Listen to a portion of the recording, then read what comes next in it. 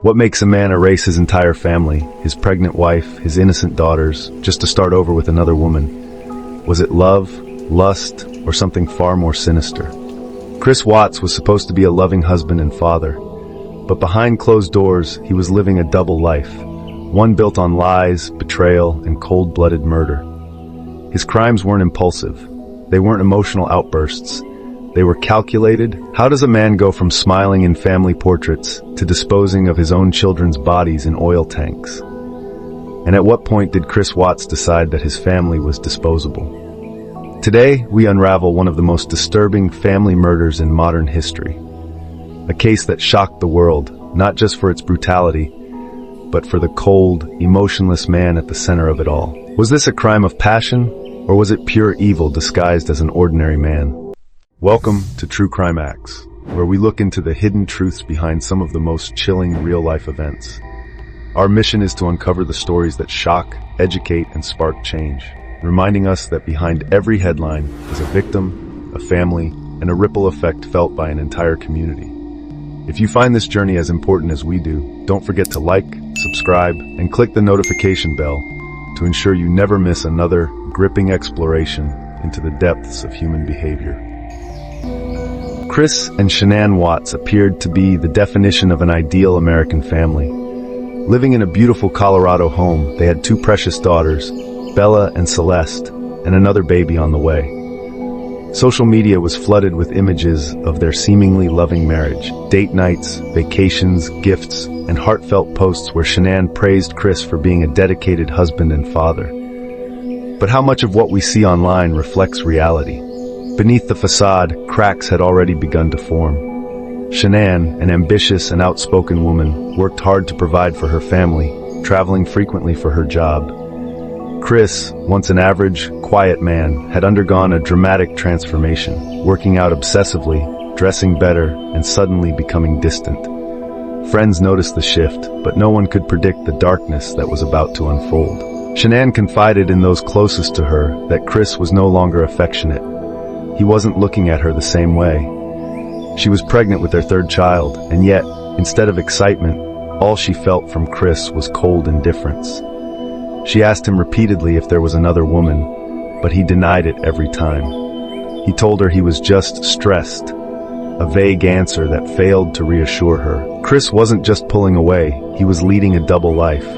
He had fallen for someone else, a woman who was giving him attention, admiration, and most dangerously, an escape from the life he had built with Shanann. But was an affair enough to drive a man to murder? Or had something far more sinister been brewing inside Chris Watts all along? Chris Watts wasn't just cheating, he was rewriting his life. At the center of this deception was Nichol Kessinger, a 30-year-old geologist who worked with Chris at Anadarko Petroleum. She wasn't just a fling, she was his way out, his fresh start. To her, Chris was a man trapped in a loveless marriage, desperate to be free. But in reality, he was still coming home every night, kissing his daughters goodnight, and sleeping beside a wife who believed they were building a future together. In late June 2018, the affair began. Chris and Nichol spent hours texting, talking, and sneaking off together.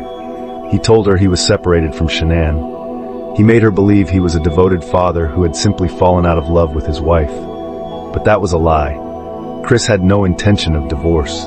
He was planning something much darker. As the weeks went by, Chris became a different person. He lost weight, changed his wardrobe, and started behaving like a single man. Shanann noticed. She told her friends that Chris was distant, avoiding sex, and refusing to engage in conversations about their baby. "He doesn't love me anymore," she texted. "I don't even recognize him." Nichol had no idea how deep Chris's lies went. She thought she was falling for a devoted, broken-hearted man, unaware that she was fueling his growing desire to erase his old life. Was she an unknowing participant, or did she sense something was off? The cracks in Chris's double life were widening. Shanann, now terrified that her marriage was slipping away, booked a last-minute trip to North Carolina to see family. But even from miles away, she couldn't shake the feeling that something was terribly wrong. Did Chris ever consider divorce, or was the thought of walking away too much work? Was erasing his entire family the only way he saw forward? Shanann Watts had just returned from a business trip in Arizona, exhausted and emotionally drained. The entire weekend she had been texting Chris, begging for reassurance. She needed to hear he still loved her. But instead his responses were cold, distant, almost robotic. She told her friends she was scared. Something was wrong. Chris was already awake when she walked through the door. What went through his mind at that moment? Did he hesitate? Did he consider stopping what he had planned? Or was he already too far gone? The house was silent. Their daughters, Bella and Celeste, were sleeping in their rooms, unaware that their father had made a horrifying decision. Somewhere in the silence, something snapped inside Chris Watts. He had told Nichol that by the morning, he would be free. The last message Shanann ever sent was to a friend at 2 a.m. "Chris isn't talking to me," she wrote. "I feel so alone." According to Chris's later confession, he straddled Shanann in bed, pressed his hands around her throat and began squeezing. She woke up in terror, struggling beneath him. Her final words, spoken through labored breaths, were, "Chris, why?" The mother of his children fought for her life, but she was no match for a man fueled by selfishness, lust, and control. She clawed at his arms, trying to push him off, but Chris was determined.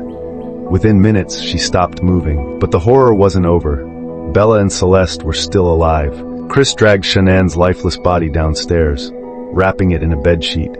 As he did, his daughters appeared in the doorway, rubbing their eyes. "What's wrong with Mommy?" Bella asked. Chris lied, "She's sick." He put them in the back seat of his work truck. Alive. What kind of father murders his own children in cold blood? What went through their minds as they sat in that truck, their mother wrapped in a sheet beside them? The drive was 45 minutes long, 45 agonizing minutes where his daughters, Bella and Celeste, sat in the back seat, alive, confused, and likely scared. They kept asking about their mother. "Is she okay? Where are we going?" Chris didn't answer. He had murdered Shanann only an hour before, but his darkest, most horrifying actions were yet to come. When they arrived at Anadarko Petroleum's oil site, the location was eerily deserted. This was the place he had chosen, the place where he would discard his own children as if they were garbage. Chris removed Celeste first. He took his 3-year-old daughter, walked her to the oil tank, and smothered her with her own blanket. Her tiny body went limp. When he turned back toward the truck, Bella was watching. "Daddy, no," she begged. Chris's oldest daughter was more aware than he realized. She knew what he had done. She knew she was next. Chris Watts did not stop. He grabbed Bella, pressed her tiny body against the second oil tank, and ended her life the same way. Her final words, "Daddy, I love you." Then, just like that, they were gone. Chris Watts had just annihilated his family, but he walked into work that morning as though it were just another Monday. He laughed with coworkers. He made small talk. Inside, however, panic was brewing. His biggest mistake came later that afternoon. Shanann's friend, Nicole Atkinson, grew worried when Shanann failed to show up for a doctor's appointment. She called 911. Chris was forced to return home. When officers arrived, he played the role of the concerned husband. He faked confusion, pretended to be worried, and told the cops he had no idea where Shanann and the girls had gone. But something wasn't right. Inside the Watts home, Shanann's purse, phone, and medication were still there. Her car was in the garage. The bed sheets were stripped. Chris's performance was falling apart. Could a man truly believe he could erase his family and escape without suspicion? The moment Chris Watts walked into the Frederick Police Department, detectives already suspected him. His demeanor was off, too calm, too calculated. He spoke about Shanann and the girls in the past tense, something experienced investigators immediately picked up on. But the most telling sign? He wasn't asking where they were. Over the next few hours, Chris's lies began to unravel. His timeline didn't match. His story lacked genuine emotion.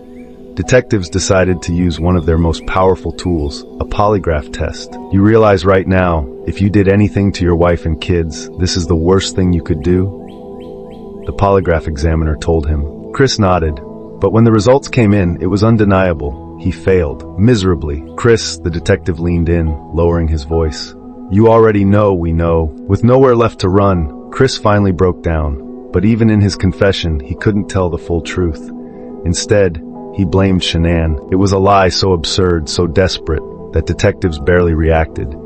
They knew the truth. but Chris still couldn't bring himself to say it. The weight of his crimes finally broke Chris Watts.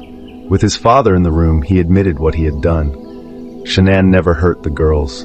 There was no struggle. He killed them all. The next morning, Chris was officially charged with 3 counts of first-degree murder, unlawful termination of a pregnancy, and tampering with a deceased human body. As he sat in his jail cell awaiting sentencing, one final betrayal surfaced. Nichol Kessinger, his mistress, spoke out. She denied knowing the full extent of Chris's plans, claiming he had told her he was separated, that Shanann was leaving him.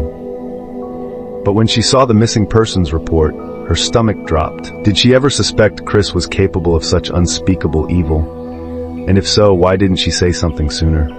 On November 19, 2018, Chris Watts stood before a packed courtroom as his sentencing hearing began.